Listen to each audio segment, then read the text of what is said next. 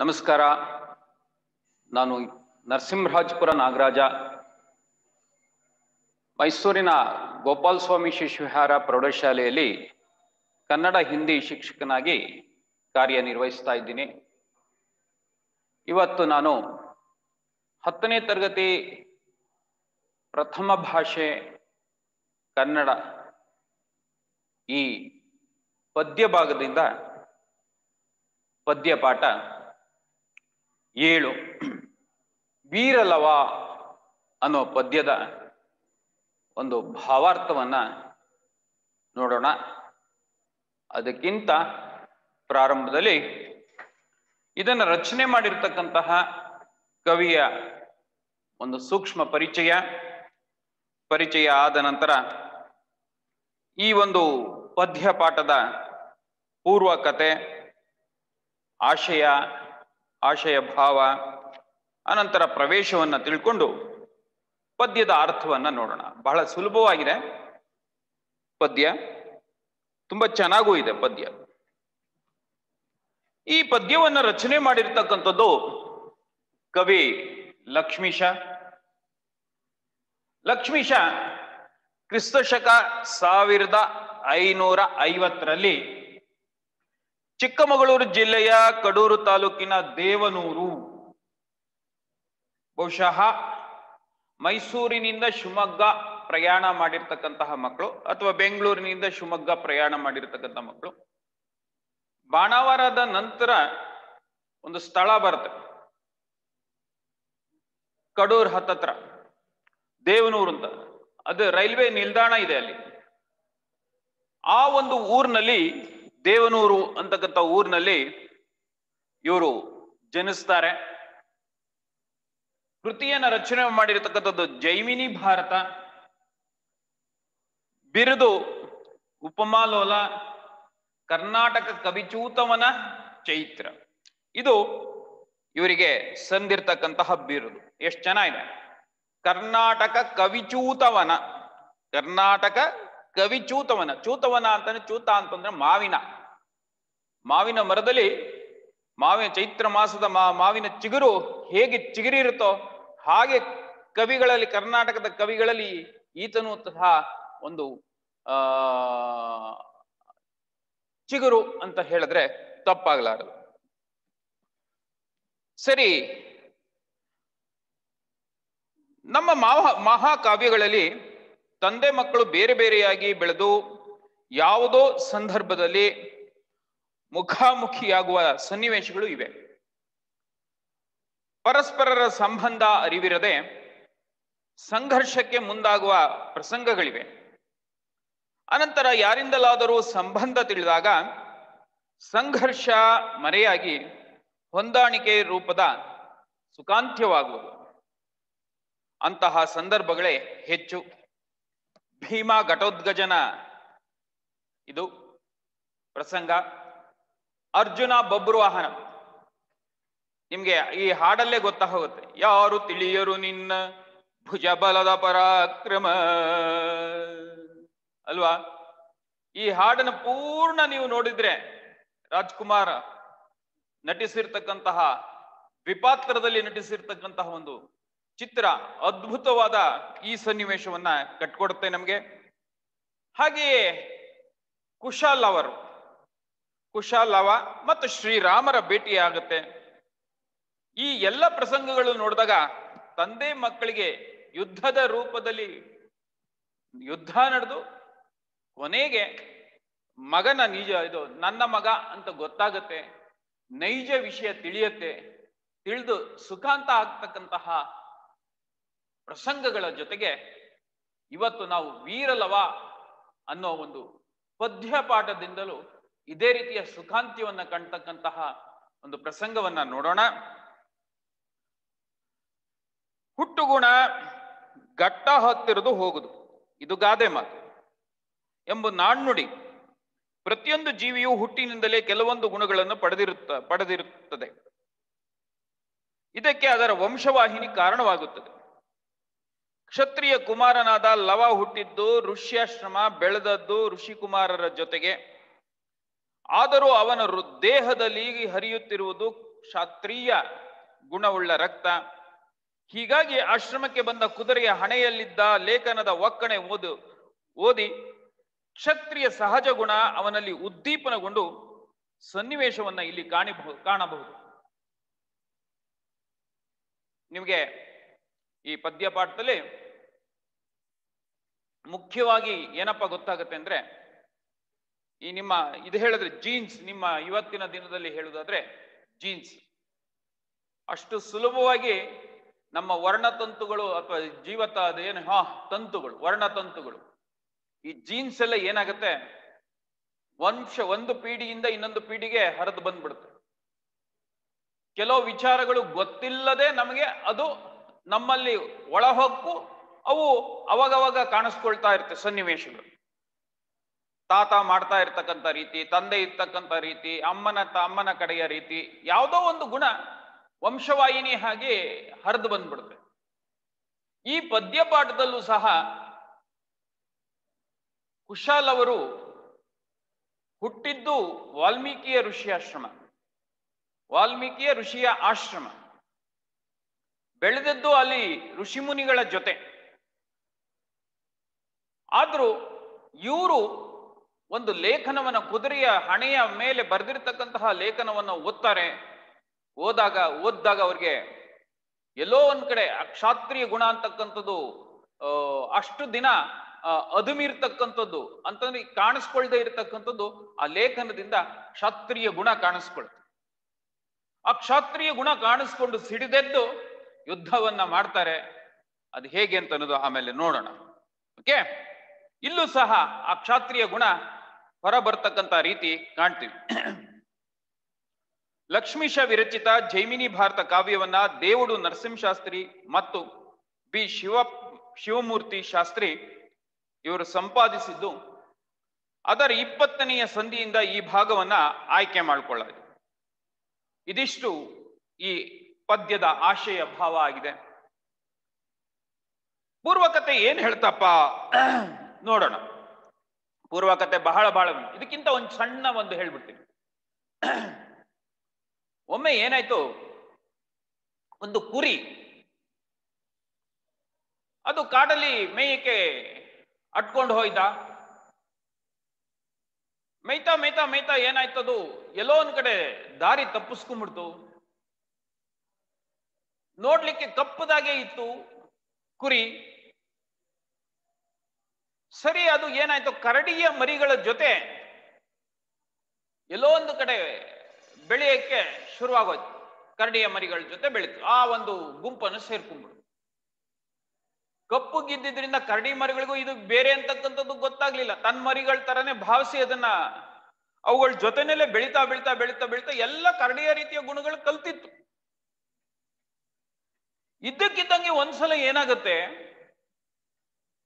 ಅದು ಸಂಚಾರ ಮಾಡ್ತಾ ಎಲ್ಲೋ ಒಂದ್ ಕಡೆ ಸ್ವಲ್ಪ ನಾಡಿನ ಹತ್ರ ಬಂದ್ಬಿಡುತ್ತೆ. ಕಾಡಿನಿಂದ ನಾಡಿಗೆ ಬಂದ್ಬಿಡುತ್ತೆ.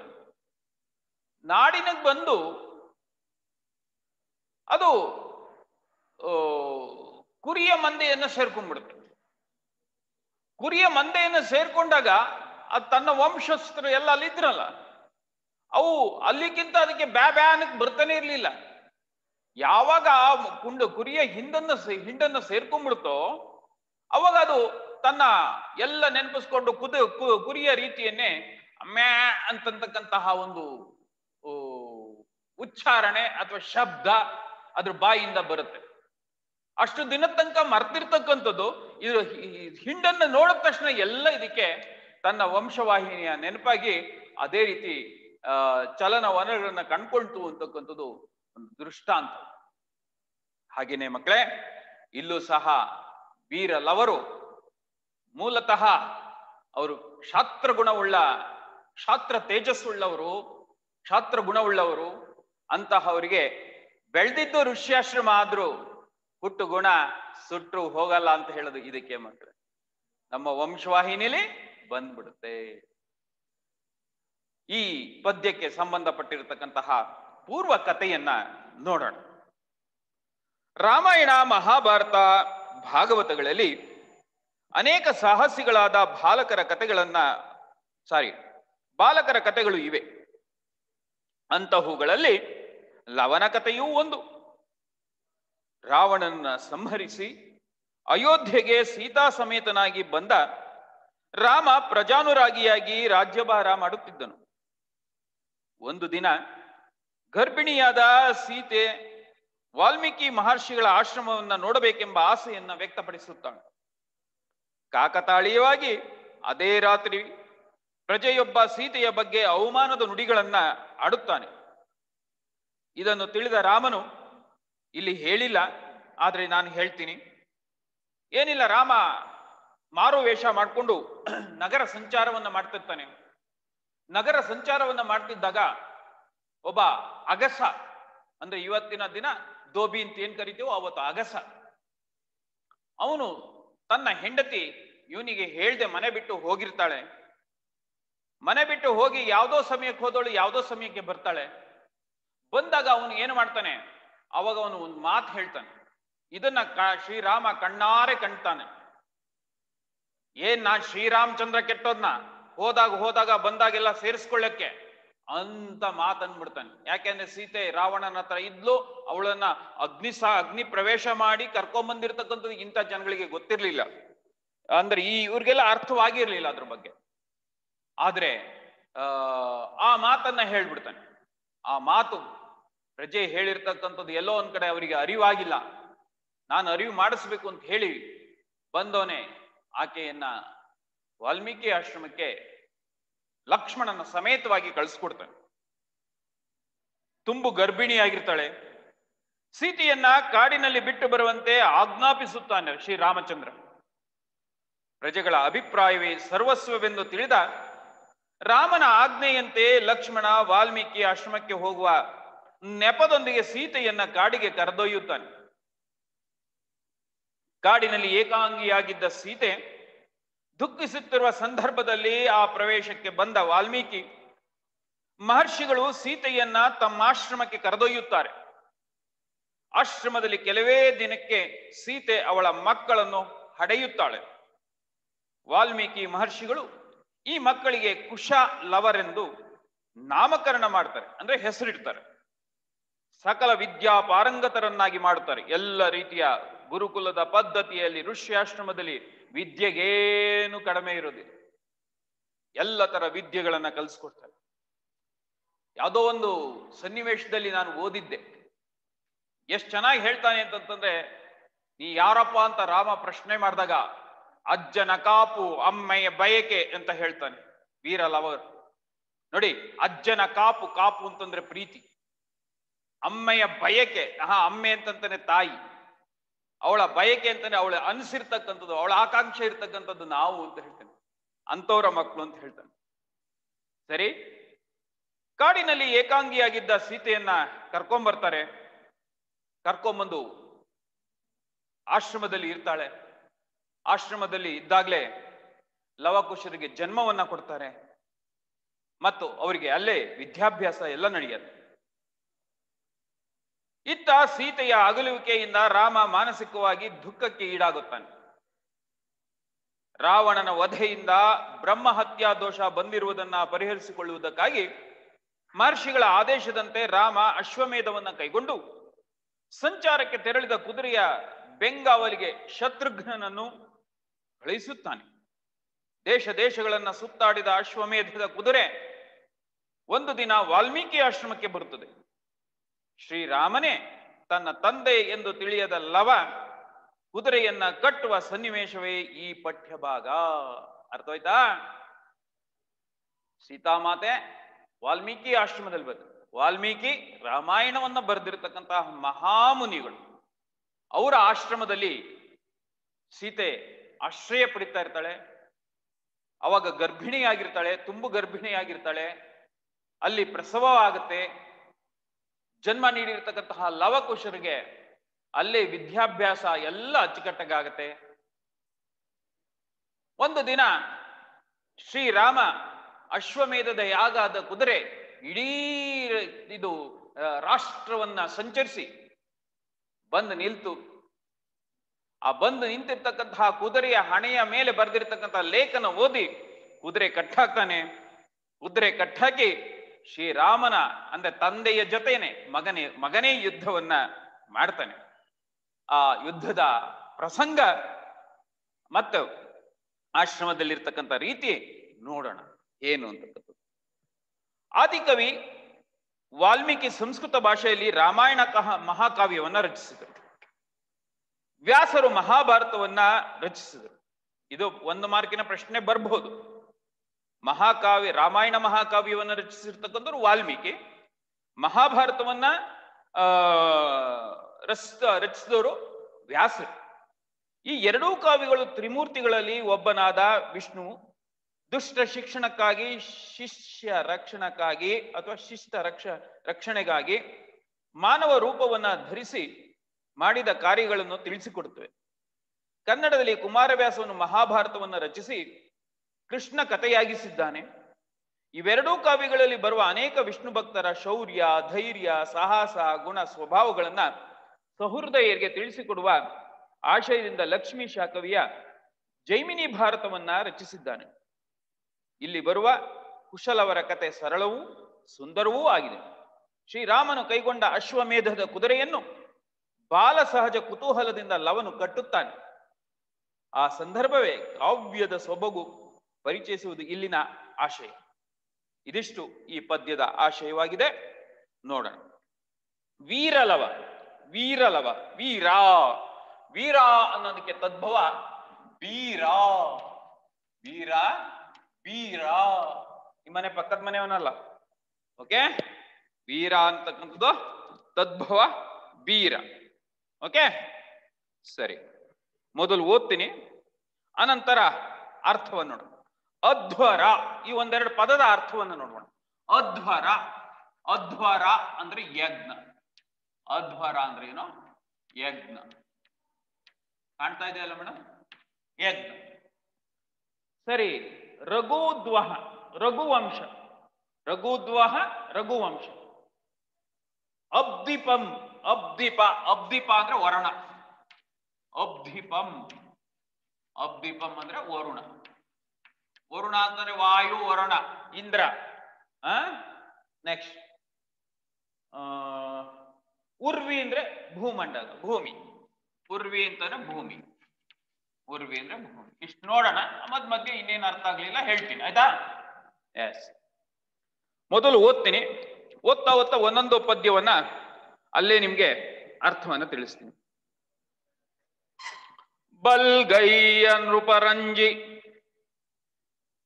ತಡೆಯದೆ ರಘೋದ್ವಹನ ಸ್ವಲ್ಕೇಳಿ ನಮಿಸಲ್ ಇಳೆಯೋಳ್ ಚರಿಸು ತದ್ಭರದ ನಲ್ ಕುದುರೆ ಬಂದು ವಾಲ್ಮೀಕಿಯ ನಿಜ ಆಶ್ರಮದ ವಿನಿಯೋಗದ ಉಪವನದೊಳು ಪುಲ್ಗಳ ಪಸುರ್ಗೆ ಎಳೆಸಿ ಪೊಕ್ಕಡೆ ಆ ತೋಟ ಕಾವಲ್ಗೆ ತನ್ನ ಒಡನಾಡಿಗಳ ಕೂಡೆ ಲೀಲೆ ಮಿಗೆ ಬಿಲ್ಕೊಂಡು ನಡೆತಂದ ಅವಂ ಕಂಡನು ಅರ್ಚಿತ ಸುವಾಜಿಯಂ ವೀರಲವನು. ಬಲ್ಗೈಯ ನೃಪರಂಜಿ ಹಾಗಂದ್ರೆ ಏನು? ಬಲ್ಗಯ್ಯ, ಬಲ್ಗಯ್ಯ ಅಂದ್ರೆ ಸಾಹಸಿಗಳಾಗಿರ್ತಕ್ಕಂತಹ, ಬಲ್ಗಯ್ಯ ಅಂತಂದ್ರೆ ಸಾಹಸಿಗಳಾಗಿರ್ತಕ್ಕಂತಹ, ವೀರರಾಗಿರ್ತಕ್ಕಂತಹ, ವೀರರು ಅಂತಾನೆ ತಗೊಳ್ಳೋಣ. ವೀರರು, ಸಾಹಸಿಗಳು ಆಗಿರ್ತಕ್ಕಂತಹ ನೃಪ. ನೃಪ ಅಂತಂದ್ರೆ ರಾಜ. ನೃಪ ಅಂದ್ರೆ ಏನು? ರಾಜರು. ನೃಪ ಅಂತಂದ್ರೆ ಏನು? ರಾಜರು. ಅಂಜಿ, ಅಂಜಿ ಹೆದರಿ. ಏನ್ ಹೆದರಿ? ತಡೆಯದೆ ರಘುದ್ವಹನ, ರಘುವಂಶದ, ರಘುದ್ವಹನ. ಇಲ್ಲಿ ಯಾರು? ರಘುದ್ವಹ ಅಂದ್ರೆ ಯಾರು? ರಘುವಂಶವನು ಸುತ ಅಂತಂದ್ರೆ ಯಾರು? ರಾಮನನ್ನ. ರಾಮನನ್ನ ಸ್ವಲ್ ಕೇಳಿ ನಮಿಸೆ, ಸ್ವಲ್ ಕೇಳಿ ನಮಿಸೆ. ಸ್ವಲ್ ಧ್ವನಿ, ಮಾತು ಏನ್ ಬೇಕಾದ್ರೂ ಆಗುತ್ತೆ. ಇದು ಶ್ರೀರಾಮಚಂದ್ರನ ಅಶ್ವಮೇಧದ ಯಾಗದ ಕುದುರೆ. ಇದೊಂಚೂರು ಅರ್ಥ ಮಾಡ್ಕೊಂಡ್ಬಿಡೋಣ. ಎಲ್ಲಿ ಟಿಪ್ಪಣಿಲಿ ಕೆಲವು ಅಂಶಗಳು ಬರುತ್ತೆ, ದಯವಿಟ್ಟು ನೋಡಿ ಅರ್ಥ ಮಾಡ್ಕೊಳ್ಳಿ. ಅಶ್ವಮೇಧ ಯಾಗ, ರಘು ವಾಲ್ಮೀಕಿ, ವರುಣ, ಲವ, ಅಬ್ದೀಪ, ಜೇಗೈ ಇವೆಲ್ಲ ಬರ್ತಾ ಬರ್ತವೆ. ಏನು ನೋಡ್ಬಿಡೋಣ ಒಂಚೂರು. ಸೂರ್ಯವಂಶದ ಅರಸ ತನ್ನ ಪರಾಕ್ರಮದಿಂದ ಭೂಮಂಡಲವನ್ನ ಗೆದ್ದು ವಿಶ್ವಜಿತ್ ಎಂಬ ಯಾಗ ಮಾಡಿ ಸರ್ವಸ್ವವನ್ನು ದಾನ ಮಾಡಿ ಪ್ರಸಿದ್ಧನಾದ ಸೂರ್ಯವಂಶದ ಶ್ರೇಷ್ಠ ಅರಸನಾದ ಕಾರಣ ಈತನ ಕಾಲಾನಂತರ ಸೂರ್ಯವಂಶಕ್ಕೆ ರಘುವಂಶ ಎಂದು ಹೆಸರು ಬಂತು. ಓಕೆ. ವಾಲ್ಮೀಕಿ ಒಬ್ಬ ಬ್ರಹ್ಮರ್ಷಿ, ಪ್ರಚೇತಸನ ಮಗನಾದುದರಿಂದ ಪ್ರಚೇತಸ ಎಂಬ ಹೆಸರೂ ಇದೆ. ಯೌವನಾವಸ್ಥೆಯಲ್ಲಿ ಬೇಡರ ಸಂಗಡ ಸೇರಿ ದಾರಿಗಳ್ಳನಾಗಿದ್ದ. ನಾರದ ಮಹರ್ಷಿಗಳ ಬೋಧನೆಯಿಂದ ರಾಮನಾಮ ಜಪಿಸುತ್ತಾ ಇದ್ದಾಗ ಈತನ ಮೈ ಮೇಲೆ ಹುತ್ತ ಅಥವಾ ವಲ್ಮೀಕ, ಹುತ್ತಕ್ಕಿನ್ನೇನು ಸಂಸ್ಕೃತದಲ್ಲಿ ವಲ್ಮೀಕ ಬೆಳೆಯಿತು. ನಾರದ ಮಹರ್ಷಿಗಳಿಂದಾಗಿ ವಲ್ಮೀಕದಿಂದ ಹೊರಗೆ ಬಂದ ಈತನು ವಾಲ್ಮೀಕಿ, ವಲ್ಮೀಕದಿಂದ ಹೊರ ಬಂದಿದ್ದಕ್ಕೆ ಇವನಿಗೆ ವಾಲ್ಮೀಕಿ ಅಂತ. ಈ ಆದಿಕಾವ್ಯ ರಾಮಾಯಣವನ್ನ ಇವನು ರಚಿಸ್ತಾನೆ. ವರುಣ ಅಷ್ಟದಿಕ್ಪಾಲಕರಲ್ಲಿ ಒಬ್ಬನಾದ ಈತ ಪಶ್ಚಿಮ ದಿಕ್ಕಿಗೆ ಒಡೆಯ, ಜಲಾಧಿಪತಿ ಎಂದು ಪ್ರಸಿದ್ಧನಾದನು. ವರುಣದೇವ ಮಳೆ ಬರಲಿಲ್ಲ ಅಂದ್ರೆ ನಾವೇನ್ ಮಾಡ್ತೀವಿ? ವರುಣನ ಕುರಿತು ಪ್ರಾರ್ಥನೆ ಮಾಡ್ತೀವಿ ಅಲ್ವಾ? ಆ ಮಳೆ ಬರ್ಸಪ್ಪ, ನಮ್ಮೆಲ್ಲ ರೈತಾಪಿ ಕುಟುಂಬಗಳು ಜನರು ಬರದಲ್ಲಿದ್ದಾರೆ, 4 ಹನಿ ಚಲ್ಸಪ್ಪ ಅಂತ ಕರೀತಾರೆ ಅಲ್ವಾ? ಎಲ್ಲಿ ಹೋಗುವಿರಿ ಮೋಡಗಳೇ 4 ಹನಿಯ ಚೆಲ್ಲಿ, ಈ ಪದ್ಯ ಕೇಳಿರ್ಬೋದು ಅಲ್ವಾ? ಎಸ್, ಸರಿ. ಲವ ಶ್ರೀರಾಮನಿಂದ ಸೀತೆಯಲ್ಲಿ ಜನಿಸಿದ ಅವಳಿ ಮಕ್ಕಳಲ್ಲಿ ಚಿಕ್ಕವ. ಶ್ರೀರಾಮನಿಂದ ಪರಿತ್ಯಕ್ತಳಾದ ತುಪ್ಪು ಗರ್ಭಿಣಿ ಸೀತೆ ವಾಲ್ಮೀಕಿಯ ಆಶ್ರಮದಲ್ಲಿ ಆಶ್ರಯ ಪಡೆದು ಸಂದರ್ಭದಲ್ಲಿ ಜನಿಸಿರ್ತಕ್ಕಂಥವನು. ವಾಲ್ಮೀಕಿಯಿಂದ ರಚಿತವಾದ ರಾಮಾಯಣವನ್ನು ಅಣ್ಣ ಕುಶನ ಜೊತೆ ಸೇರಿ ಹಾಡುತ್ತಿದ್ದ ಲವನು ಸೇರಿ. ಅಬ್ದೀಪ, ಅಬ್ದಿ ಅಂತಂದ್ರೆ ಸಮುದ್ರ ಮಕ್ಕಳೇ. ಅಬ್ದಿ ಅಂದ್ರೇನೋ ಸಮುದ್ರ ಅಥವಾ ನೀರು. ಅಬ್ದಿ ಅಂದ್ರೇನೋ ಸಮುದ್ರ. ಅಬ್ದಿ ಅಂದ್ರೆ ಸಮುದ್ರ, ನೀರು ಆಗತ್ತೆ. ಆಯ್ತಾ? ಪ ಅಂತಂದ್ರೆ ಒಡೆಯ. ಅಬ್ದೀಪ ಅಂದ್ರೆ ಒಡೆಯ. ಸಮುದ್ರಕ್ಕೆ ಒಡೆಯನ್ಯಾವನೋ ಅವನೇ ಅಬ್ದೀಪ. ಬಹುರ್ವೀಹಿ ಸಮಾಸ ಮಕ್ಕಳೇ. ಇದನ್ನ ಏನಂತ ಹೇಳ್ಬೋದು? ಬಹುರ್ವೀಹಿ. ಯಾವ ಸಮಾಸ? ಬಹುರ್ವೀಹಿ ಸಮಾಸ ಇದು. ಓಕೆ, ಅಬ್ದೀಪ. ಆಯ್ತಾ? ನೆಕ್ಸ್ಟ್, ಜೇಗೈ ಬಿಲ್ಲಿಗೆ ಕಟ್ಟುವ ಹಗ್ಗವನ್ನ ಹೆದೆ ಅಂತ ಕರೀತಾರೆ. ಈ ಹೆದೆಯನ್ನ ಬೇಕಾದಾಗ ಮಾತ್ರ ಬಿಗಿಯಲಾಗುತ್ತದೆ. ಉಳಿದ ಸಂದರ್ಭದಲ್ಲಿ ಬಿಲ್ಲಿನ ಒಂದು ತುದಿಯಲ್ಲಿ ಮಾತ್ರ ಕಟ್ಟಿರುತ್ತಾರೆ. ಯುದ್ಧಕ್ಕೆ ಸನ್ನದ್ಧರಾದಾಗ ಬಿಲ್ಲುಗಾರ ತನ್ನ ಬಿಲ್ಲಿನ ಹೆದೆಯನ್ನ ಅದರ ಇನ್ನೊಂದು ತುದಿಗೆ ಬಿಗಿಯಾಗಿ ಕಟ್ಟುತ್ತಾನೆ. ನೀವು ರಬ್ಬರ್ ಬ್ಯಾಂಡ್ ಇದೆ ನೋಡಿ, ರಬ್ಬರ್ ಬ್ಯಾಂಡ್ ಅನ್ನ ಈ ಕೈಗೆ ಹಿಂಗ್ ಹಾಕೊಂಡು ಹಿಂಗ್ ಬಿಡ್ತೀರಲ್ವಾ? ಈ ಕೈಗೆ ಇರುತ್ತಲ್ವಾ? ಹಾಗೆ ಬಿಲ್ಲಿಗೆ ಏನ್ ಮಾಡ್ತೀವಿ? ದಾರವನ್ನ ಕಟ್ತೀವಿ ಅಲ್ವಾ? ಅದಕ್ಕೆ ಹೆದೆ ಅಂತ ಕರೀತೀವಿ. ಈ ಹೆದೆ ಬಿಗಿತ ಸರಿಯಾಗಿದ್ದರೆ ಮಾತ್ರ ಬಾಣ ಗುರಿ ಮುಟ್ಟುತ್ತದೆ. ಅದಕ್ಕಾಗಿ ಬಿಲ್ಲುಗಾರ ಬಿಲ್ಲಿನ ಹೆದೆಯನ್ನ ಆಕರ್ಣ ಅಂತ ಕಿವಿಯವರೆಗೆ ಗೊತ್ತಾ ಎಳೆದು ಬಿಡುತ್ತಾನೆ. ಆಗ ಆ ಹೆದೆ ಮೊದಲಿದ್ದ ಸ್ಥಳಕ್ಕೆ ಹೋಗುವ ಝೇಮ್ ಎಂಬ ಧ್ವನಿ ಮಾಡುತ್ತದೆ. ಈ ಧ್ವನಿಯ ಸಹಾಯದಿಂದ ಬಿಲ್ಲುಗಾರ ಹೆದೆಯ ಬಿಗಿತ ಸರಿಯಾಗಿದೆಯೇ ಎಂದು ಪರೀಕ್ಷಿಸುತ್ತಾನೆ. ಈ ಕ್ರಿಯೆಗೆ ಜೇಗೈಯುವುದು ಅಂತ ಹೇಳ್ತೀವಿ. ಇದಿಷ್ಟು ಪಾಠದಲ್ಲಿ ಬರ್ತಕ್ಕಂತಹ ಒಂದು ಟಿಪ್ಪಣಿಯ ಅರ್ಥ ಮಕ್ಕಳು. ಆಯ್ತಾ? ಈಗ ಅರ್ಥ ಆಯ್ತು ಅಂತ ಅನ್ಕೊಂಡಿದ್ದೀನಿ. ಸರಿ, ಬಲ್ಗೈ ನೃಪರಂಜಿ. ಅಶ್ವಮೇಧದ ಯಾಗದ ಕುದುರೆ ಎಲ್ಲ ಕಡೆ ಸಂಚರಿಸಿದೆ. ಸಂಚಾರ ಮಾಡಿಕೊಂಡು ಇಡೀ ಒಂದು ಇದು ಪ್ರಪಂಚವನ್ನ ಅವತ್ತಿನ ಕಾಲದಲ್ಲಿರ್ತಕ್ಕಂಥ ರಾಜರುಗಳ ಎಲ್ಲರೂ ಅದಕ್ಕೆ ಕಪ್ಪ ಕಾಣಿಕೆಯನ್ನು ಕೊಟ್ಬಿಟ್ಟಿದ್ದಾರೆ. ಶ್ರೀರಾಮಚಂದ್ರನ ಹೆಸರು ಕೇಳಿದ್ರೆ ಅವರಿಗೆ ಭಕ್ತಿ ಪರವಶತೆ ಇತ್ತು. ಯಾರೋ ಆ ಕುದುರೆಯನ್ನ ಕಟ್ ಹಾಕ್ತಕ್ಕಂತಹ ಕೆಲಸ ಮಾಡಲಿಲ್ಲ. ಎಲ್ಲರೂ ಕುದುರೆಗೆ ವಂದಿಸಿ ಹಿಂದ್ಗಡೆ ಬಂದಿರತಕ್ಕಂತಹ ಶತ್ರುಘ್ನನ ಮತ್ತು ಸೈನ್ಯಕ್ಕೆ ವಂದಿಸಿ ಕಪ್ಪ ಕಾಣಿಕೆಯನ್ನ ಕೊಟ್ಟು ಪೂಜೆಯನ್ನ ಮಾಡಿ ಕಳಿಸ್ತಾ ಇರ್ತಾನೆ. ಈ ಕುದುರೆ ಏನಾಯ್ತು? ಅವನು ಹೇಳ್ತಾನೆ, ರಘುದ್ವಹನ ಸ್ವಲ್ ಕೇಳೆ. ಸ್ವಲ್ ಅಂತಂದ್ರೆ ಮಾತು, ಸ್ವಲ್ ಅಂದ್ರೆ ಧ್ವನಿ. ಅವನ ಹೆಸರು ಕೇಳಿದ್ರೆ ಸಾಕು. ರಾಮನ ರಾಮ ಮಂತ್ರವ ಜಪಿಸು ಅಲ್ವಾ. ರಾಮ ಎಂಬ 2 ಅಕ್ಷರದಲ್ಲಿ ಎಂತಹ ಮಹಿಮೆ ಇರತಕ್ಕಂಥದ್ದು. ಆ ಮಹಿಮೆಯ ಒಂದು ಫಲವಾಗಿ ರಾಮನ ಹೆಸರು ಕೇಳಿದ್ರೆ ಸಾಕು, ಎಲ್ಲರೂ ವಂದಿಸಿ ವಂದಿಸಿ ಕೊಡ್ತಾ ಇದ್ರು. ಸರಿ, ಹೀಗೆ ಚರಿಸುತ್ತ ದ್ವರದ ನಲ್ಕುದುರೆ. ನಲ್ಕುದುರೆ ಅಂತಂದ್ರೆ ಏನು? ಒಳ್ಳೆಯ ಉತ್ತಮವಾಗಿರ್ತಕ್ಕಂತಹ ಕುದುರೆ. ಅಶ್ವಮೇಧದ ಯಾಗದ ಕುದುರೆಯ ಒಂದು ಕಳೆಯೇ ಬೇರೆ. ಮಾಮೂಲಿ ಕುದುರೆಗೂ ಇದಕ್ಕೂ ಬಹಳ ಭಿನ್ನವಾಗಿರುತ್ತೆ. ಶ್ವೇತ ಬಣ್ಣವನ್ನ ಹೊಂದಿರುತ್ತೆ, ಮುಖದಲ್ಲಿ ತುಂಬಾ ಕಳೆಯನ್ನ ಹೊಂದಿರುತ್ತೆ. ಅದು ಅದರದ ವರ್ಚಸ್ಸೇ ಬೇರೆ ಇರ್ತಕ್ಕಂಥದ್ದು. ಅಂತಹ ನಲ್ಕುದುರೆ, ಒಂದು ಉತ್ತಮವಾಗಿರ್ತಕ್ಕಂತಹ ಕುದುರೆ ಬಂದು ವಾಲ್ಮೀಕಿಯ ನಿಜ ಆಶ್ರಮದ ವಾಲ್ಮೀಕಿ ಆಶ್ರಮಕ್ಕೆ ಬಂದಿದೆ. ವಿನಿಯೋಗದೋಳ್ ಉಪವನದೊಳು. ವಿನಿಯೋಗ ಅಂತಾನು ಉಪಯೋಗ. ಉಪವನದೊಳು ಕುದುರೆ ಬಂದಿದೆ. ಆಶ್ರಮದ ಮುಂದೆ ಇರ್ತಕ್ಕಂತಹ ಒಂದು ಉದ್ಯಾನವನದಲ್ಲಿ ಸೇರ್ಕೊಂಡಿದೆ. ಪಸುರ್ಗೆ ಹಸುರಿಗೆ ಎಳಸಿ ಪೊಕ್ಕೊಡೆ. ಏನಾಗಿತ್ತು?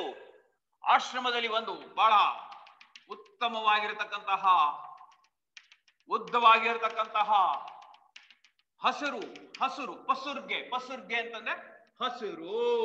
ಪಸುರ್ಗೆ ಹಸುರು.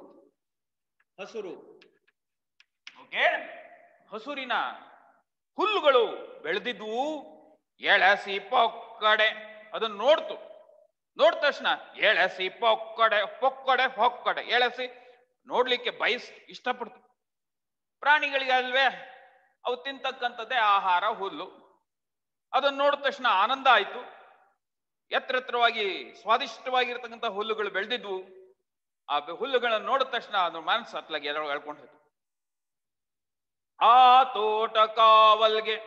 ತೋಟದ ಕಾವಲ್ಗೆ ತನ್ನ ಒಡನಾಡಿಗಳ ಕೂಡೆ, ಅಲ್ಲಿರ್ತಕ್ಕಂತಹ ಹಸಿರು ಹುಲ್ಲಿನ ತೋಟವನ್ನ ನೋಡ್ಕೊಳ್ಳಿಕ್ಕೆ ಒಡನಾಡಿಗಳ ಕೂಡೆ ಯಾರು?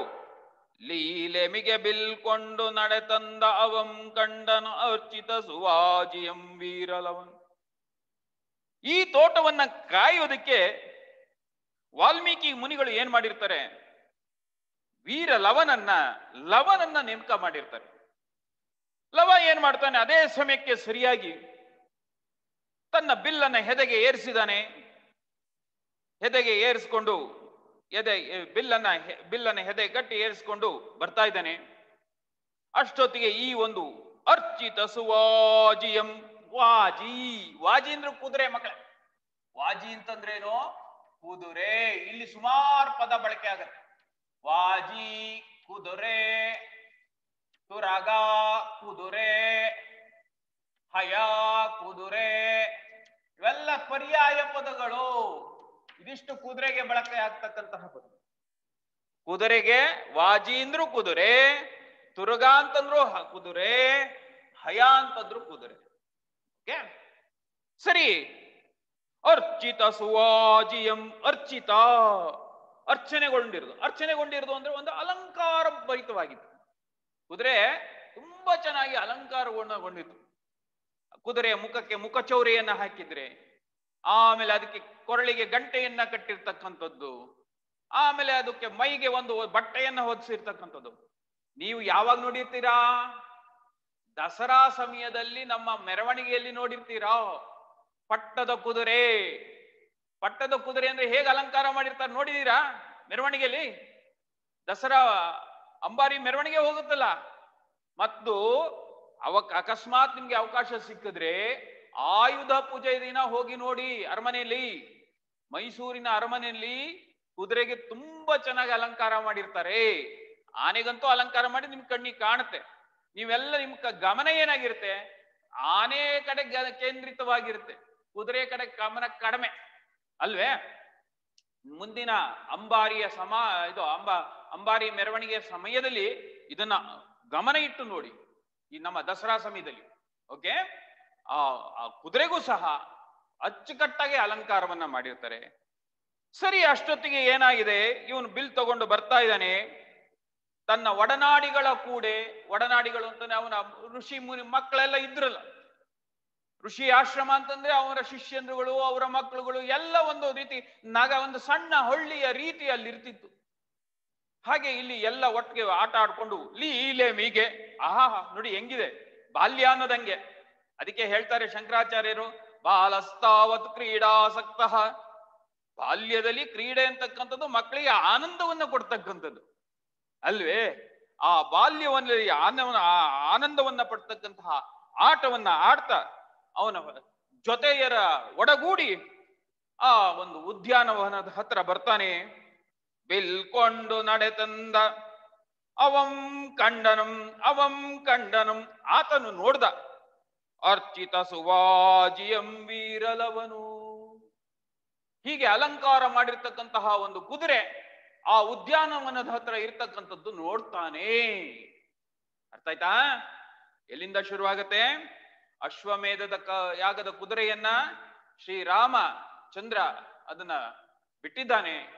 ಕುದುರೆ ಎಲ್ಲ ದೇಶಗಳಲ್ಲಿ ಸಂಚಾರ ಮಾಡಿಕೊಂಡು ಚರಿಸು ತದ್ವರದ ಅಲ್ವಾ, ಅದ್ವರದ ಯಜ್ಞದ ಕುದುರೆ. ಅದ್ವರ ಅಂದ್ರೆ ಯಜ್ಞದ ಕುದುರೆ ಎಲ್ಲ ಕಡೆ ಸಂಚಾರ ಮಾಡಿಕೊಂಡು ಬರ್ತಾ ಇದೆ. ಎಲ್ಲ ರಾಜರು ಅದಕ್ಕೆ ನಮಿಸಿದ್ದಾರೆ. ಶ್ರೀರಾಮಚಂದ್ರ ದೇವಾಂಶ ಸಂಭೂತ ಮರ್ಯಾದ ಪುರುಷೋತ್ತಮ, ಅಂಥವನ ಜೊತೆ ನಮ್ಮ ಯುದ್ಧವೇ ಅಂತ ಹೇಳ್ತಾರೆ. ಸರಿ, ಎಲ್ಲರೂ ಅದಕ್ಕೆ ಕಪ್ಪ ಕಾಣಿಕೆಯನ್ನ ಕೊಟ್ಟು ಶತ್ರುಘ್ನನ ಬಳಿಯನ್ನ ಕಪ್ಪ ಕಾಣಿಕೆಯನ್ನ ಕೊಟ್ಟಿದ್ದಾರೆ. ಆ ಸೈನ್ಯಕ್ಕೆಲ್ಲ ಮರ್ಯಾದೆಯನ್ನ ಮಾಡಿ ಕಳಿಸಿದ್ದಾರೆ. ಹಾಗೆ ಬರ್ತಾ ಬರ್ತಾ ಬರ್ತಾ ಎಲ್ಲಿಗೆ ಬಂತು? ವಾಲ್ಮೀಕಿ ಆಶ್ರಮದ ಬಳಿ ಬಂತು. ವಾಲ್ಮೀಕಿ ಆಶ್ರಮದ ಬಂದ್ರೆ ಅಲ್ಲಿ ಒಂದು ಉದ್ಯಾನವನ ಇತ್ತು. ನಿಮ್ ಭಾಷೆನಲ್ಲಿ ಹೇಳ್ಬೇಕು ಅಂದ್ರೆ ಒಂದು ಪಾರ್ಕ್ ಅಥವಾ ತೋಟ ಇತ್ತು. ಆ ತೋಟದಲ್ಲಿ ಹಸಿರು ಹುಲ್ಲುಗಳು, ಎಳಸು ಹಸಿರು ಹುಲ್ಲುಗಳು ದಟ್ಟವಾಗಿ ಬೆಳೆದಿದ್ವು. ಅದನ್ನು ನೋಡಿದ ತಕ್ಷಣ ಕುದುರೆಗೆ ಆನಂದವೋ ಆನಂದ ಆಯ್ತು. ಆ ಹಸಿರು ಹುಲ್ಲು ಕುದುರೆಯನ್ನ ಆಕರ್ಷಣೆ ಮಾಡ್ಕೊಳ್ತು. ಅದೇ ಸಮಯಕ್ಕೆ ಸರಿಯಾಗಿ ಈ ಒಂದು ತೋಟವನ್ನ ನೋಡ್ಕೊಳ್ಳಿಕ್ಕೆ ವಾಲ್ಮೀಕಿ ಮುನಿಗಳು ಯಾರಿಗೆ ನೇಮಕ ಮಾಡಿದ್ರು ಅಂದ್ರೆ ವೀರ ಲವನಿಗೆ ನೇಮಕ ಮಾಡಿದ್ರು. ಲವ ಏನ್ ಮಾಡ್ತಾನೆ? ಆಶ್ರಮದ ಋಷಿ ಮುನಿಗಳ ಮಕ್ಕಳ ಜೊತೆ ಆಟ ಆಡ್ತಾ ಬಿಲ್ಲನ್ನ ಎದೆಗೆ ಏರಿಸ್ಕೊಂಡು ಬಂದ. ನೋಡ್ತಾನೆ, ಇಲ್ಲಿ ಒಂದು ಕುದುರೆ ಬಂದಿದೆಯಲ್ಲಪ್ಪ ಅಂತ ಹೇಳ್ತಾನೆ. ಮುಂದೆ ಏನ್ ಮಾಡ್ತಾನೆ ನೋಡೋಣ. ಓಕೆ, ಕಂಟಿನ್ಯೂ ಮಾಡ್ಲಾ ಮೇಡಮ್? ಎತ್ತಣ ತುರಗಮಂ ಇದು ಪೊಕ್ಕು ಪೂದೋಟಂ ತೊತ್ತಲ ತುಳಿದುದು ವಾಲ್ಮೀಕಿ ಮುನಿನಾಥನ್ ಏ ಪೊತ್ತಮಂ ಆರೈವುದು ಎಂದು ಎನಗೆ ನೇಮಿಸಿ ಪೋದನ್ ಅಬ್ಧಿಪಂ ಕರೆಸಲಾಗಿ ಮತ್ತೆ ವರುಣನಂ ಲೋಕದಿಂಬಂದು ಮುಳಿದಪನ್ ಎನ್ನುತ್ತ ಹಯದ ಎಡೆಗೆ ನಡೆತಂದು ನೋಡಲ್ಗೆ ಅದರ ನೆತ್ತಿಯೋಳ್ ಮೆರವ ಪಟ್ಟದ ಲಿಖಿತಮಂ ಕಂಡು ಲವನ್ ಓದಿ ಕೊಳುತ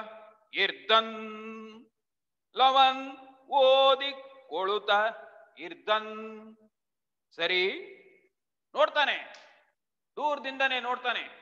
ಎತ್ತಣ ತುರಗಮಂ, ಎಲ್ಲಪ್ಪ ಈ ಕುದುರೆ, ಹಾಳಾದ ಕುದುರೆ ಇಲ್ಲಿಗೆ ಬಂದ್ಬಿಟ್ಟಿದೆಯಲ್ಲ. ನಾವೇ ಅನ್ಕೋತೀವಿ ಯಾವ್ದಾರ ಹಸು, ಭತ್ತದ ಗದ್ದೆಗಳು ಬೆಳೆದಿರುತ್ತೆ,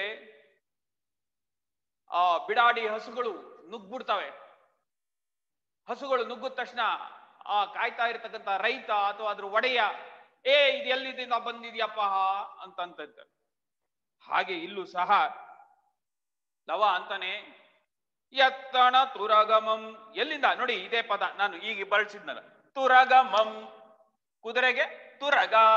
ನೋಡಿ ಎಷ್ಟು ಚೆನ್ನಾಗಿ ಕವಿಯಕ್ಕ ಇದು ಬಳಕೆ. ಎಸ್, ಇದು ಪೊಕ್ಕು ಹೊಕ್ಕು. ಹೂದೋಟಮಂ, ಹಳಗನ್ನಡದಲ್ಲಿ ಪಕಾರಕ್ಕೆ ಹಕಾರ. ಹೂದೋಟಮಂ, ಇದು ನಮ್ಮ ಉದ್ಯಾನವನ್ನ ಹೊಕ್ಬಿಟ್ಟಿದೆ, ಹೂದೋಟವನ್ನ ಹಾಳು ಮಾಡ್ತಾ ಇದೆ. ತೊತ್ತಳ ತುಳಿದುದು ಅಲ್ವಾ, ಏನಂತ ಹೇಳ್ತಾನೆ?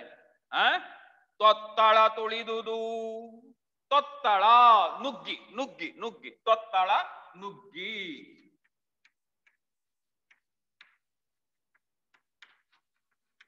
ಓಕೆ, ಒಳ್ಳೆ ನುಗ್ಗಿದು ಹಾಳು ಮಾಡ್ಬಿಡ್ತಾ ಇದೆಯಲ್ಲಪ್ಪ. ಅವಕ್ಕೇನ್ ಗೊತ್ತು ಇದು ಗುಲಾಬಿ, ಇದು ತಾವ್ರೆ, ಅದ್ರ ಮೇಲೆ ಕಾಲಿಡಬಾರ್ದು ಗೊತ್ತೇ. ಅವಕ್ ಬೇಕಾಗಿರ್ತಕ್ಕಂಥ ಆಹಾರ ಒಂದೇ ಸಮನೆ ಸಿಕ್ಕಿದ್ದನ್ನ ತಿಂತ ತಿಂತ ಸುತ್ತಮುತ್ತ ಗಿಡಗಳಿರ್ತಕ್ಕಂಥ ಕಾಲಲ್ಲಿ ತುಳಿದು ಹಾಳು ಮಾಡ್ತಾ ಇದೆ. ತೊತ್ತಳ ತುಳಿದುದು, ಕಾಲಲ್ಲಿ ತುಳಿದು ಹಾಳು ಮಾಡ್ತಾ ಇದೆ ಅಂತ ಹೇಳ್ತಾನೆ. ವಾಲ್ಮೀಕಿ ಮುನಿನಾಥನ್ ಏ ಪೊತ್ತಂ ಆರೈವುದು ಎಂದು. ವಾಲ್ಮೀಕಿ ಮುನಿನಾಥ, ವಾಲ್ಮೀಕಿ ಮುನಿನಾಥ, ಮುನಿಯ ನಾಥ, ನಾಥ ಅಂದ್ರೆ ಒಡೆಯ, ಮುನಿಗಳಲ್ಲಿ ಒಡೆಯನಾಗಿರ್ತಕ್ಕಂತಹ, ಮುನಿಗಳಿಗೆ ಒಡೆಯನಾಗಿರ್ತಕ್ಕಂತಹ, ನನ್ನ ಒಡೆಯನಾಗಿರ್ತಕ್ಕಂತಹ ಮುನಿ ಇದು ವಾಲ್ಮೀಕಿ ಮುನಿ ನನ್ನನ್ನ ಇದಕ್ಕೆ ನೇಮಕ ಮಾಡಿದ್ದಾರೆ ಕಾಪಾಡುವಂತ. ಏ ಪೊತ್ತಮಂ ಅಂತ ಕಾಪಾಡುವಂತ ನನ್ನನ್ನು ಹೇಳಿದ್ದಾರೆ. ದಟ್ ಮೀನ್ಸ್ ನಿಮ್ ಭಾಷೆನೇ ಅಂದ್ರೆ ಕಾವಲು ಕಾಯಿ, ನೋಡ್ಕೋ, ಜೋಪಾನವಾಗಿರ್ಲಿ, ಹಸುಗಿಸು ತಿಂದಿತ್ತು ಅಂತ, ಅಥವಾ ಕಾಡಿನ ಪ್ರಾಣಿಗಳು ಹಾಳು ಮಾಡ್ಬಿಟ್ರೆ ಕಷ್ಟ, ಉದ್ಯಾನವನ ತುಂಬಾ ಸುಂದರವಾಗಿದೆ ಅಂತ ಹೇಳಿ ಹೋಗಿರ್ತಾರೆ. ಅದಕ್ಕೆ ಈ ಕಾಪಾಡೋಕ್ ನನ್ನನ್ನು ಬಿಟ್ಟಿದ್ದಾರೆ. ಆದ್ರೆ ಆರೈವುದು ಎಂದು ನನಗೆ ನೇಮಿಸಿ, ಎಂದು ಎನಗೆ ನೇಮಿಸಿ, ನಿನ್ನ ಈ ನೋಡಪ್ಪ ಈ ತೋಟವನ್ನ ನೀನೇ ನೋಡ್ಕೊ ಅಂತ ಹೇಳಿ ಹೋಗಿದ್ದಾರೆ. ಪೋದನ್ ಹೋಗಿದ್ದಾರೆ. ಅಬ್ದಿಪಂ, ಅಬ್ದಿಪ ಈಗ ಬಂತಲ್ವಾ, ಅಬ್ದಿಪ, ಅಬ್ದಿ ಸಮುದ್ರ, ಪ ಒಡೆಯ, ಸಮುದ್ರಕ್ಕೆ ಒಡೆಯ ಅಂದ್ರೆ ವರುಣ, ನೀರಿಗೆ ಒಡೆಯ ವರುಣ. ಓಕೆ, ಅಬ್ದಿಪಂ ಆಯ್ತಾ. ಕರೆಸಲಾಗಿ ಮತ್ತೆ ವರುಣ ಲೋಕದಿಂಬಂದು ಮುಳಿದಿಪನ್. ಈ ಒಂದು ಉದ್ಯಾನವನವನ್ನ ಕಾಲ ಕಾಲಕ್ಕೆ ನೀರನ್ನ ಕೊಟ್ಟು ಬಹಳ ಸುಂದರವಾಗಿ ಬರ್ಲಿಕ್ಕೆ ಕಾರಣಕರ್ತನಾಗಿರ್ತಕ್ಕಂಥ ವರುಣದೇವನು ಸಹ ಒಬ್ಬ. ಆ ವರುಣದೇವ ಈ ಉದ್ಯಾನ ಬೆಳಿಲಿಕ್ಕೆ ಕಾರಣನಾಗಿದ್ದಾನೆ. ಅವನ್ ಬಂದು ನನ್ನನ್ನ ಕೋಪಿಸ್ಕೊಂಡ್ಬಿಟ್ರೆ ಮುಳಿದಪನ್. ಮುಳಿ, ಮುಳಿ ಅಂತಂದ್ರೆ ಕೋಪ, ಮುಳಿ ಅಂತಂದ್ರೆ ಏನೋ ಕೋಪ. ಮುಳಿ ಅಂದ್ರೆ ಏನು ಮಕ್ಕಳ? ಕೋಪ. ಅರ್ಥ ಆಯ್ತಾ? Very good. ಮುಳಿದಪನ್, ನನ್ ಮೇಲೆ ಕೋಪಿಸ್ಕೊಂಡ್ಬಿಟ್ರೆ ಅಲ್ವಾ. ಅಮ್ಮ ಮನೇಲಿ ನಿಮ್ಮನ್ನ ಬಿಟ್ಟಿರ್ತಾರೆ, ಏನಾರ ಹೇಳಿ ಹೋಗಿರ್ತಾರೆ, ನೋಡ್ಕೊಪ್ಪ ಸರಿಯಾಗಿ ನಾನು ಬರೋ ತನಕ, ಮಾರ್ಕೆಟ್ಗೆ ಹೋಗಿ ಬರೋ ತನಕ ಅಂದಿರ್ತಾರೆ. ನೀವು ಅದನ್ನ ಬಿಟ್ಬಿಟ್ಟು ಆಟ ಆಡೋ ಕೊಟ್ಟೋಗಿರ್ತಾರೆ, ಇಲ್ಲೇನೋ ಅನಾಹುತ ಆಗ್ಬಿಟ್ಟಿರ್ತಾರೆ. ಅಮ್ಮ ಬಂದ ತಕ್ಷಣ ಕೋಪಿಸ್ಕೊಂಡು ಒಂದಿಷ್ಟು ಬೈತಾರೆ, ಆಮೇಲೆ ಸಮಾಧಾನ ಮಾಡ್ತಾರೆ ಅಂತ ಇಟ್ಕೊಳ್ಳಿ. ಆದ್ರೆ ತಪ್ಪು ಮಾಡಿದಕ್ಕೆ ನಿಮ್ಗೆ ಹೆದರಿಕೆ ಇರುತ್ತಲ್ವಾ, ಅಮ್ಮ ಬಂದು ಬೈತಾರೆ ಅಂತ. ಹಂಗೆ ಇಲ್ವಾ, ವರುಣದೇವ ಬಂದು ನನ್ನ ಮೇಲೆ ಕೋಪಿಸ್ಕೊಂಡ್ಬಿಟ್ರೆ ಏನಪ್ಪಾ, ಮುಳಿದಪನ್ ಎನ್ನುತ್ತ ನೋಡಿ. ಹಯದ ಎಡೆಗೆ, ಹಯ ಹಯ ಹಯ ಅಂತಂದ್ರೆ ಕುದುರೆ. ನಡೆ ತಂದು ನೋಡಲ್ಕೆ ಬಂದು ನೋಡ್ತಾನೆ. ನೆತ್ತಿಯೋಳ್, ನೆತ್ತಿಯೋಳ್, ಓಳ್ ಓಳ್ ಸಪ್ತಮಿ ವಿಭಕ್ತಿ. ಓಕೆ, ಮೆರೆವ ಪಟ್ಟದ ಲಿಖಿತಂ, ಎಲ್ಲ ಎದ್ದು ಕಾಣಿಸ್ತಾ ಇರ್ತಕ್ಕಂಥ ರೀತಿಯಲ್ಲಿ ಮೆರೆವ ಪಟ್ಟದ ಲಿಖಿತಂ, ಕಣ್ಣಿಗೆ ಬಹಳ ಚೆನ್ನಾಗಿ ಗೋಚರವಾಗ್ತಾ ಇತ್ತು. ಲಿಖಿತಮಂ, ಒಂದು ಬರವಣಿಗೆ ಇತ್ತು. ಕಂಡು ಲವನ್, ಅದನ್ನು ನೋಡ್ತಾನೆ. ಓದಿಕೊಳ್ತಾ ಇರ್ದನ್, ಕುದುರೆಯ ಹಣೆಯ ಮೇಲೆ ಒಂದು ಬರವಣಿಗೆ ಇರುತ್ತೆ, ತಾಮ್ರದ ಪಟ್ಟಕದಲ್ಲಿ ಬರ್ದಿರುತ್ತದು. ಅದನ್ನ ಓದ್ತಾನೆ. ಓದಿ ಯಾವ ರೀತಿ ಅವನ ಪ್ರತಿಕ್ರಿಯೆ ಏನಾಗತ್ತೆ ಅನ್ನೋದನ್ನ ನೋಡೋಣ. ಸರಿ, ಅಲ್ಲಿ ಈ ರೀತಿ ಬರ್ದಿತ್ತಂತೆ. ಇನ್ನೊಂದ್ಸಲ ಹೇಳ್ತೀನಿ ನೋಡಿ. ವಾಲ್ಮೀಕಿ ಮುನಿನಾಥ ಇವನ್ನ ತೋಟವನ್ನ ಕಾಯಲಿಕ್ಕೆ ನೇಮಿಸಿದ್ದ. ಕುದುರೆ ಬಂದಿತ್ತು, ಅದನ್ನೆಲ್ಲ ಒಳಗೆ ಹುಲ್ಲು ಬೆಳೆದಿರ್ತಕ್ಕಂಥ ನೋಡಿ ಆಕರ್ಷಣೆ ಆಯ್ತು. ಎಲ್ಲೋ ಒಂದ್ ಕಡೆ ಈ ತೋಟವನ್ನ ಸುಂದರವಾಗಿ ನಿರ್ಮಾಣ ಮಾಡ್ಲಿಕ್ಕೆ ವರುಣದೇವನು ಸಾಕ್ಷ್ಯ, ವರುಣದೇವನಿಂದನೇ ಆಗಿರ್ತಕ್ಕಂಥದ್ದು. ಅವನು ಬಂದು ನಿನ್ನನ್ನ ಬಿಟ್ಟು ನೋಡ್ಲಿಕ್ಕೆ ಕಾವಲಿಗೆ ಬಿಟ್ಟು ಹೋಗಿದ್ದಾರೆ ವಾಲ್ಮೀಕಿ ಮುನಿಗಳು, ನೀ ನೋಡಿದ್ರೆ ಈ ರೀತಿ ಮಾಡಿದ್ಯಾ ಅಂತ ಬಂದು ಎಲ್ಲಿ ಕೋಪಿಸ್ಕೊಂಡ್ಬಿಡ್ತಾನೋ ಅಂತ ಕುದುರೆನ ಓಡ್ಸೋಣ ಅಂತ ಬಂದು ನೋಡ್ತಾನೆ. ಅಷ್ಟೊಳಗೆ ಆ ಕುದುರೆಯ ಹಣೆಯ ಪಟ್ಟಿ ಮೇಲೆ, ಹಣೆಯ ಮೇಲೆ, ಕುದುರೆ ಹಣೆ ಅಂತಂದ್ರೆ ಇಲ್ಲಿ ಮೇಲ್ಗಡೆ ಕಟ್ಟಿರ್ತಾರೆ ನೋಡಿರ್ಬೋದು ಅಲ್ವಾ, ಆ ಹಣೆ ಪಟ್ಟಿ ಇದ್ರ ಮೇಲೆ ಒಂದು ಪಟ್ಟದ ಲಿಖಿತ ಅಂದ್ರೆ ತಾಮ್ರ ಇದರಲ್ಲಿ ಬರೆದಿರ್ತಕ್ಕಂತಹ ಒಂದು ಬರವಣಿಗೆಯನ್ನ ನೋಡಿ ಓದ್ತಾನೆ. ಏನಂತ ಇರುತ್ತೆ ಅದ್ರಲ್ಲಿ? ಇದು ಪ್ರಶ್ನೆಗೆ ಪರೀಕ್ಷೆಗೆ ಸಾಮಾನ್ಯ ಕೇಳ್ತಾರೆ ಮಕ್ಕಳು. ಪಠ್ಯದ ಲಿಖಿತದಲ್ಲಿ ಏನೆಂದು ಬರೆಯಲಾಗಿತ್ತೋ ಅಂತ. ಉರ್ವಿಯೋಳ್ ಕೌಸಲ್ಯ ಪಡೆದ ಕುವರಂ ರಾಮನ್ ಓರ್ವನೆ ವೀರನ್ ಆತನ್ ಯಜ್ಞ ತುರಗಮಂ ಇದು ನಿರ್ವಹಿಸಲ್ ಆದೊಡಂ ತಡೆಯಲಿ ಎಂದು ಇರ್ದ ಲೇಖನವನ್ ಓದಿ ಗರ್ವಮಂ ಬಿಡಿಸದೆ ಇರ್ದೊಡೆ ತನ್ನ ಮಾತೆಯಂ ಸರ್ವಜನಮಂ ಬಂಜೆ ಎನ್ನದೆ ಇರ್ದಪುದೆ ತನಗೆ ಉರ್ವ ತೋಳ್ಗಳಳ್ ಇವು ಏತಕೆ ಎಂದು ಸೆಲವಾಸಿಯಂ ತೊಟ್ಟು ಲವನ್ ಉರಿದೆದ್ದನ್. ನೋಡಿ, ಲಿಖಿತದಲ್ಲಿ ಏನಂತ ಬರ್ದಿತ್ತು? ಉರ್ವಿಯೋಳ್. ಈಗಾಗಲೇ ಬರ್ದೀನಿ. ಉರ್ವಿ ಅಂತಂದ್ರೆ ಏನೋ ಭೂಮಿ. ಈ ಭೂಮಿಯಲ್ಲಿ ಕೌಸಲ್ಯ ಪಡೆದಿರ್ತಕ್ಕಂತಹ ಕೌಸಲ್ಯ ಸುಪ್ರಜಾ ರಾಮ ಅಲ್ವಾ? ಕೌಸಲ್ಯ ಮಗ ರಾಮ, ಹೌದಲ್ವಾ? ಭರತ ಕೈಕೇಯಿಯ ಮಗ ಅಲ್ವಾ? ಸುಮಿತ್ರೆಯ ಮಗ ಲಕ್ಷ್ಮಣ ಮತ್ತು ಶತ್ರುಘ್ನ. ಓಕೆ, ಸರಿ. ಈ ಕೌಸಲ್ಯ ಒಬ್ಬನೇ ಪುತ್ರನಾಗಿರ್ತಕ್ಕಂತಹ ಕುವರ ಕುಮಾರ ತದ್ಭವ ಕುವರ ಕುಮಾರ. ಓಕೆ ಮಕ್ಕಳೇ, ಈ ಕೌಸಲ್ಯ ಕುಮಾರನಾಗಿರ್ತಕ್ಕಂತಹ ರಾಮ ಅವನು ವೀರನು. ಆತನ ಇದು ಯಜ್ಞ ಜನ್ನ. ಓಕೆ, ತದ್ಭವ ಯಜ್ಞ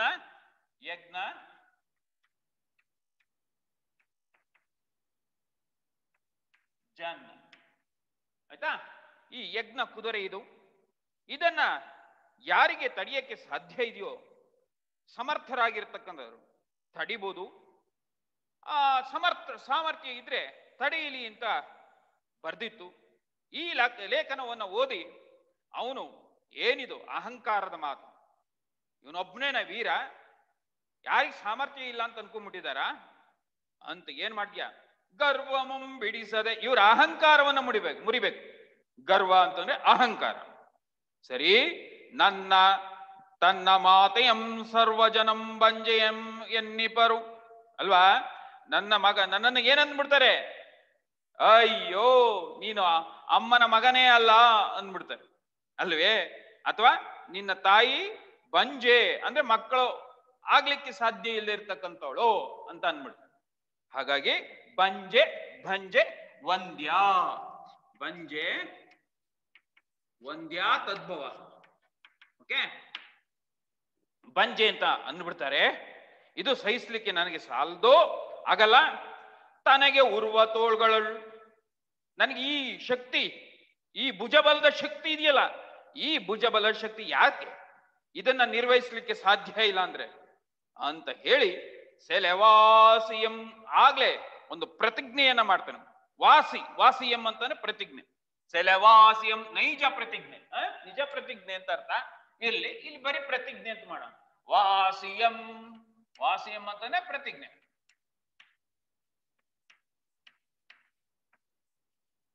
ಪ್ರತಿಜ್ಞೆಯನ್ನ ಮಾಡ್ತಾನೆ. ಪ್ರತಿಜ್ಞೆಯನ್ನ ಮಾಡಿ ಲವನ್ ಉರಿದೆದ್ದನ್ ಪ್ರತಿಜ್ಞೆ ಮಾಡ್ತಾ, ಈ ನನ್ಗಳ ತೋಳುಗಳಿರೋದು ಯಾತಕ್ಕೆ? ನನ್ನ ತೋಳುಗಳಿರ್ತಕ್ಕಂಥದ್ದು ಯುದ್ಧ ಮಾಡೋದಕ್ಕೆ, ಈ ಅಹಂಕಾರವನ್ನ ಬಿಡಿಸ್ತೀನಿ ಅಂತ ಹೇಳಿ ಒಂದು ಪ್ರತಿಜ್ಞೆಯನ್ನ ಮಾಡ್ತಾನೆ. ಸರಿ, ಆಮೇಲೆ ಏನ್ ಮಾಡ್ತಾನೆ? ತೆಗೆದುತ್ತರೀಯಮಂ ಮುರಿದು ಕುದುರೆಯ ಗಳಕ್ಕೆ ಬಿಗಿದು ಕದಳಿ ದ್ರುಮಕ್ಕೆ ಕಟ್ಟಲ್ಕೆ ಮುನಿಸುತ್ತರ್ಮಿಗೆ ನಡುಗಿ ಬೇಡ ಅರಸುಗಳ ವಾಜಿಯಂ ಬಿಡು ಬಡಿವರ್ ಎಮ್ಮ ಎನಲು ನಗುತೆ ಪಾರ್ವರ್ ಮಕ್ಕಳ್ ಅಂಜಿದೊಡೆ ಜಾನಕಿ ಮಗನ್ ಇದಕ್ಕೆ ಬೆದರುವೆನೆ ಹೋಗಿ ನೀವ್ ಎಂದು ಲವನ್ ಅಡುಗುತನದಿಂದ ಬಿಲ್ತಿರುವಂತಿರಿಸಿ ಏರಿಸಿ ತೀಡಿ ಜೇಗೈದು ನಿಂತು ಇರ್ದನ್. ಚೆನ್ನಾಗಿ ಹೇಳ್ತಾನೆ ನೋಡಿ. ಸರಿ, ಅದಾದ್ಮೇಲೆ ಇದೂ ಒಂದು ಪ್ರಶ್ನೆ ಬರುತ್ತೆ. ತೆಗೆದು ಉತ್ತರೀಯ ಮೇಲು ಹೊದಿಕೆ. ಉತ್ತರೀಯ ಅಂದ್ರೇನೋ ಮೇಲು ಹೊದಿಕೆ. ಬ್ರಹ್ಮಚಾರಿ ಒಂದು ಪಂಚೆಯನ್ನ ಹಾಕಿರ್ತಾನೆ, ಮೇಲೊಂದು ಶಲ್ಯವನ್ನ ಹೊದ್ದಿರ್ತಾನೆ. ಆ ಶಲ್ಯದ ಭಾಗಕ್ಕೆ ಉತ್ತರೀಯ ಅಂತ ಕರಿತೀವಿ. ಉತ್ತರೀಯ ಮುರಿದು ಏನ್ ಮಾಡ್ತಾನೆ? ಉತ್ತರೀಯವನ್ನ ತೆಗಿತಾನೆ. ಮುರಿದು ಅಂದ್ರೆ ತೆಗೆಯೋದು ಅಂತ ಅರ್ಥ. ಅಂದ್ರೆ ಇಲ್ಲಿ ಅರ್ಥ ಹಗ್ಗದ ರೀತಿ ಮಾಡ್ತಾನೆ. ಕುದುರೆಯ ಗಳಕ್ಕೆ ಬಿಗಿದು, ಗಳ ಗಳ ಅಂತಂತಾನೆ. ಗಳ ಅಂದ್ರೆ ಕೊರಳು, ಗಳಕ್ಕೆ ಕೊರಳು. ಉತ್ತರೀಯ ಅಂದ್ರೆ ಹೊದಿಕೆ. ಉತ್ತರೀಯ ಅಂದ್ರೆ ಹೊದಿಕೆ. ಓಕೆ. ಗಳಕ್ಕೆ ಬಿಗಿದು ಕುದುರೆಯ ಕತ್ತಿಗೆ ಕಟ್ತಾನೆ. ಕದಳಿ ದ್ರುಮಕ್ಕೆ ಕಟ್ಟಲ್ಕೆ. ಯಾವುದು? ಕದಳಿ ದ್ರುಮ. ಕದಳಿ ದ್ರುಮ ಅಂತಂದ್ರೆ ಬಾಳೆ ಮರ. ಕದಳಿ ಅಂತಂದ್ರೆ ಏನು? ಬಾಳೆ. ಕದಳಿ ಅಂತಂದ್ರೆ ಬಾಳೆ. ಬಾಳೆ ಬಾಳೆ ಅದು ಹಣ್ಣು ಅಂತಾನು ಆಗುತ್ತೆ. ಇಲ್ಲಿ ಕದಳಿ ಅಂದ್ರೆ ಬಾಳೆ, ದ್ರುಮ ಅಂದ್ರೆ ಮರ. ದ್ರುಮ ಅಂತಂದ್ರೆ ಏನು? ಮರ ಅಂತ ಅರ್ಥ. ಓಕೆ. ಬಾಳೆಯ ಮರಕ್ಕೆ ಕಟ್ಟಲ್ಕೆ. ಅಲ್ಲೇ ತೋಟದಲ್ಲಿ ಒಳ್ಳೆ ಬಾಳೆ ಗಿಡ ಬೆಳೆದಿತ್ತು, ಅದನ್ನ ಗಿಡ ಅಂತಾನು ಅಂತೀವಿ, ಮರ ಅಂತಾನು ಅಂತೀವಿ. ಬಾಳೆ ಮರಕ್ಕೆ ಕಟ್ತಾನೆ. ಅಷ್ಟೊತ್ತಿಗೆ ಮುನಿ ಸುತ್ತಾರೆ. ಮುನಿಯ ಮಕ್ಕಳು ಹೇಳ್ತಾರೆ, ಅವರಿಗೆ ಹೆದರಿಕೆ. ಇವನಿಗೆ ಕ್ಷಾತ್ರ ಗುಣ, ಅವರಿಗೆ ಮುನಿಯ ಶಾಸ್ತ್ರೀಯ ಗುಣ ಇರ್ತಕ್ಕಂಥದ್ದು. ಅದಕ್ಕೆ ಹೇಳ್ತಾನೆ, ನಡುಗಿ ಬೇಡ ಬೇಡ ಬೇಡಪ್ಪ, ಇದು ನಮ್ದಲ್ಲ. ಅರಸುಗಳ ವಾಜಿಯಂ. ನೀನು ನೋಡೋ, ಚಕ್ರವರ್ತಿಗಳು, ಅರಸರುಗಳು, ರಾಜರುಗಳು ಅವರು ಕುದುರೆಯನ್ನ ಕಟ್ಟ ಹಾಕೋದು ಬೇಡ, ಅವ್ರ ಸಹವಾಸ ನಮಗ್ ಬೇಡ ಅಂತ ಹೇಳ್ತಾರೆ. ಬಿಡು, ಬಡಿವರ್, ನಮ್ಮನ್ನು ಹೊಡೆದು ಬಿಡ್ತಾರೆ ಅಥವಾ ನಮ್ಮೇಲೆ ಯುದ್ಧ ಮಾಡ್ತಾರೆ. ಎಮ್ಮನ್ಯನಲು. ಅದಕ್ಕೆ ಹೇಳ್ತಾನೆ, ನಗುತ್ತಾ ಹೇಳ್ತಾನೆ, ಪಾರ್ವರ್ ಮಕ್ಕಳು ಅಂಜಿದೊಡೆ. ನೀವು ಋಷಿ ಮುನಿಯ ಮಕ್ಕಳುಗಳು, ಬ್ರಾಹ್ಮಣ ಮಕ್ಕಳುಗಳು ಹೆದರಿದ್ರೆ ನಾನು ಇದಕ್ಕೆ ಹೆದರಲ್ಲ. ನಾನು ಯಾರ ಮಗ? ಜಾನಕಿಯ ಮಗನ್. ನಾನು ಜಾನಕಿ ಮಗ, ಸೀತಾಮಾತೆಯ ಮಗ. ಇದಕ್ಕೆ ಬೆದರುವೆನೆ. ಇದಕ್ಕೆ ಖಂಡಿತ ಅವನು ಹೆದರಲ್ಲ. ಹೋಗಿ ಹೋಗಿ ನೀವು ಹೋಗಿ ನೀವೆಂದು ಲವನ್ ಅಗಡುತನದಿಂದ. ಅಗಡುತನ ಶೌರ್ಯ. ಅಗಡುತನ ಅಂತಂದೇನು? ಅಗಡುತನ ಅಂದ್ರೆ ಶೌರ್ಯ. ಬಹಳ ಸಾಹಸದಿಂದ, ಅಂದ್ರೆ ಒಂದು ಕೆಚ್ಚಿನಿಂದ ಇವನೇನ್ ಮಾಡ್ತಾನೆ? ಲವ ಕುದುರೆಯನ್ನ ಕಟ್ಟಾಕ್ತಾನೆ. ಕಟ್ಟಾಕಿ ಏನ್ ಮಾಡ್ತಾನೆ? ಬಿಲ್ಲನ್ನು ಒಂದು ಸಲ ಹಿಂಗಿಟ್ಕೊಂಡು ಹಿಂಗೆ ಎಳಿತಾನೆ. ಒಂದು ನಾದ ಬರುತ್ತೆ. ಆ ನಾದಕ್ಕೆ ಜೇಗೈದು ಅಂತ ಕರೀತಕ್ಕಂಥದ್ದು ಝೇಂಕಾರ ಶಬ್ದ. ಆ ಝೇಂಕಾರ ಶಬ್ದಕ್ಕೆ ಲವನ ಪೌರುಷ ಏನು ಅಂತಕ್ಕಂಥದ್ದು ಈ ಶಬ್ದವೇ ಹೇಳುತ್ತೆ. ಒಟ್ಟಿನಲ್ಲಿ ಇಲ್ಲಿ ಜೈಮಿನಿ ಕವಿ ವಾಲ್ಮೀಕಿ ಆಶ್ರಮದಲ್ಲಿರ್ತಕ್ಕಂತಹ ವೀರ ಲವ ಆ ಉದ್ಯಾನವನ್ನ ನೋಡ್ಕೋತಾ ಇರ್ತಾನೆ. ಅಷ್ಟೊತ್ತಿಗೆ ಅಲ್ಲಿಗೆ ರಾಮನ ಅಶ್ವಮೇಧದ ಕುದುರೆ ಬರುತ್ತೆ. ಕುದುರೆಯ ಹಣೆಯ ಪಟ್ಟದಲ್ಲಿ ಒಂದು ಲೇಖನ ಇರುತ್ತೆ. ಲೇಖನವನ್ನ ಓದ್ತಾನೆ. ಇದು ಅಹಂಕಾರದ ಮಾತಾಯ್ತು ಅಂತ ಗರ್ವವನ್ನ ಬಿಡಿಸ್ಬೇಕು ಅಂತ ಹೇಳಿ ಏನ್ ಮಾಡ್ತಾನೆ? ಕುದುರೆಯನ್ನ ಕದಳಿ ದ್ರುಮಕ್ಕೆ ಕಟ್ಟಾಕ್ತಾನೆ. ಮುನಿಯ ಮಕ್ಕಳು ಹೇಳ್ತಾರೆ, ಬೇಡ ಕಣಪ್ಪ, ಈ ಸವಾಸ ಬೇಡ ನಮ್ಗೆ ಅಂತ ಹೇಳ್ತಾನೆ. ನೀವೆಲ್ಲ ಪಾರ್ವರ ಮಕ್ಕಳು, ಮುನಿಯ ಮಕ್ಕಳು, ಬ್ರಾಹ್ಮಣ ಮಕ್ಕಳು. ಆದ್ರೆ ನಾನು ಇದಕ್ಕೆ ಅಂಜೋದಿಲ್ಲ. ನಾನು ಜಾನಕಿಯ ಪುತ್ರ. ನಾನು ಅಲ್ಲಿ ಇವನಿಗೆ ಕ್ಷಾತ್ರಿಯ ಅಂತಕ್ಕಂಥದ್ದು ಗೊತ್ತಿಲ್ಲ, ಆದ್ರೆ ಕ್ಷಾತ್ರ ಗುಣ ಇವನ ಮೈನಲ್ಲಿ ಹರಿತಾ ಇತ್ತು. ಅದಕ್ಕೆ ತಿರುಗೇಟು ಕೊಡ್ಲಿಕ್ಕೆ ಅವನು ಕುದುರೆಯನ್ನ ಕಟ್ಟಾಕ್ತಾನೆ, ಯುದ್ಧಕ್ಕೆ ಸಿದ್ಧನಾಗ್ತಾನೆ. ಇದು ಈ ಪದ್ಯದಲ್ಲಿ ಬಂದಿರತಕ್ಕಂತಹ ಒಂದು ಭಾವಾರ್ಥ. ಮಕ್ಕಳೇ, ಅರ್ಥವಾಯ್ತಾ? ಅರ್ಥ ಆಗಿದೆ ಅಂತ ಅನ್ಕೋತೀನಿ. ಧನ್ಯವಾದಗಳು.